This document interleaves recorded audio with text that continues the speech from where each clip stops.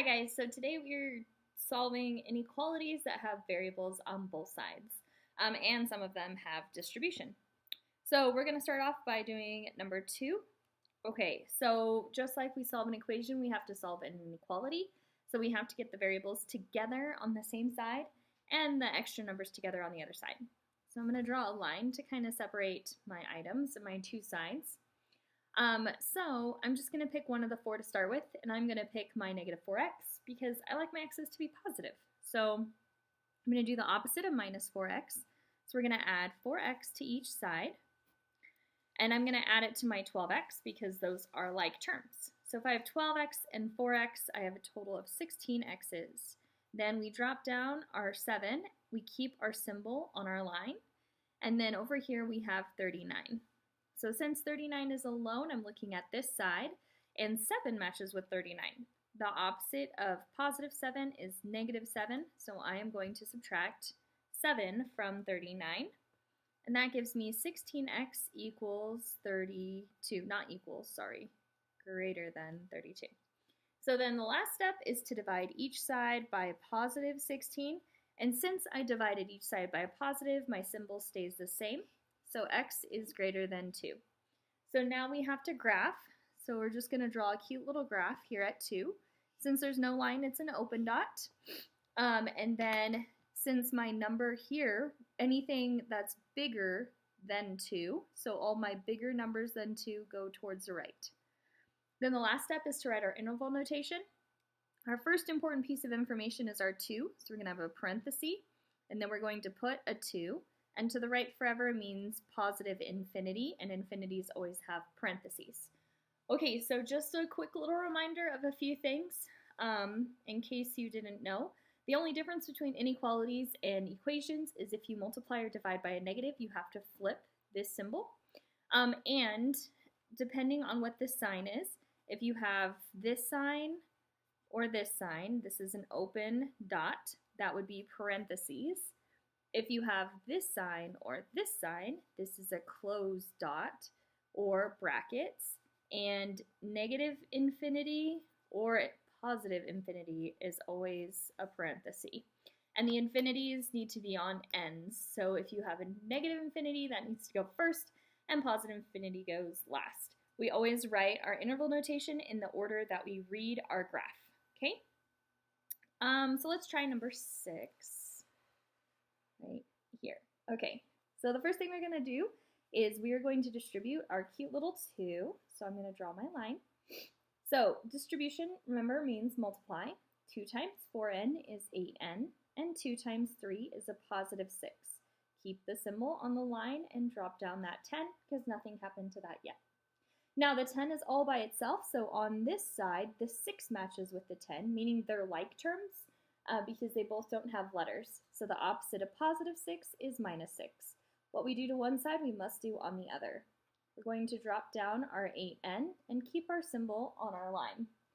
10 minus 6 is 4. Now our last step to get our variable by itself is to divide. We're going to divide each side, and since we divided each side by a positive, the symbol stays. So it's n is less than or equal to 4 divided by 2, or 4 divided by 8 is a half. Okay, and then we're going to draw our cute little inequality. So our important number is a half, and there's a line, so it's a closed dot. And I want all my numbers that are smaller than a half. So a half is my biggest, because my alligator is eating the half. So then we will shade to the left. When I write the interval notation, to the left is first, and that means negative infinity, and infinities always have parentheses. Then our important number is a half, and since it's filled in, we get a bracket. Whoops, sorry. My goodness. Okay, let's do number 10. We'll do 2 more. Okay, number 10 always tricks students because of this cute little negative by that 5, so just be careful.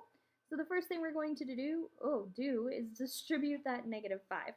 So be careful about distributing a negative. Don't pop the bubble. So I'm going to bring down my 10, nothing happens to that, and I also bring down my symbol on my line. Negative 5 times 3 is negative 15x, and negative 5 times negative 7 is positive 35. Now my 10 is alone, so my 35 matches with my 10. I want to get them together.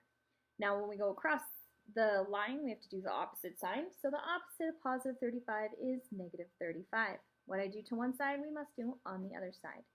10 minus 35 is negative 25, and that is less than negative 15x. Our last step is to divide each side by negative 15. Now, since we are dividing by a negative, I need to flip the symbol. So be careful of a few things. Your variable is on the right, whereas the other ones, the variable was on the left. So we need to start by putting the variable on the right. Now, because we divided everything by a negative, we need to flip this symbol, so it needs to go the opposite direction. 25 divided by 15 isn't going to be a pretty answer, it's going to be a fraction, but that's okay. So 25 over 15 reduces to be 5/3, so that's how you do that in the calculator. I love the fractiony boxy button above the 7, it's right here. And if you use that button, then it will reduce for you, keeping it in a fraction, which is nice. Or you could have done 25 divided by 15 and gotten a decimal. See, it's a repeating decimal, which sometimes isn't the greatest. Okay, so negative divided by a negative is going to be a positive, and it's 5/3. Okay, then we draw our graph. We're just going to make a mark, and our mark is at 5/3. Since there's no line, it's an open dot, and my alligator is eating 5/3. That means that 5/3 is the biggest. So I want all of my smaller numbers shaded. Okay, so just be really careful when the variable is not on the left-hand side. We can't just look at the arrow. It's better to think about what's happening with the inequality. To the left forever and ever means negative infinity, and negative infinities always have parentheses. 5/3 is our important number, and since it should be empty, since it's an open circle, it has a parenthesis as well. Oops, my bad. Okay, let's do one more. We're gonna do number, oh no. I'm gonna do a distribution problem. We're just gonna do number 1. Okay, number 1. So pick either of the letters, or pick anything to move first, really. Let's just move this 15, because why not? So the opposite of positive 15, or negative 15, is positive 15, and it matches with 8. They're like terms. So I need to put my 15 underneath my 8. The 2x just gets dropped down, and 8 and 15 is 23. Oh, sorry. My x also gets dropped down, and then what I need to do is I need to keep my symbol on my line, like that. Now my x is all alone, so my 2x matches with this x, so I'm going to do the opposite of positive 2x, and I'm going to minus 2x to get my x's together. Drop down your 23 and your symbol, and 1x minus 2x's is negative x. Our last step is to get our variable by itself by doing the opposite of multiply, which is divide. I divide by -1 on each side, and remember, when you divide by a negative, your inequality sign needs to flip. So I'm going to keep my x, I need to flip my symbol, and 23 divided by -1 is -23. Our last step is to graph and write our interval notation. Our important number is -23, and there's a line underneath, so it has a closed dot. Okay, now I want this -23 is not the biggest. I want numbers that are bigger than -23. So all my bigger numbers are to the right. My interval notation, nothing shaded here. My first important thing is -23 when I read my graph left to right, just like we read. Since it's filled in, it has a bracket, and to the right forever means a positive infinity, and infinities have parentheses. All right, guys, if you guys have any questions, just let your teacher know. Have a great day. Bye.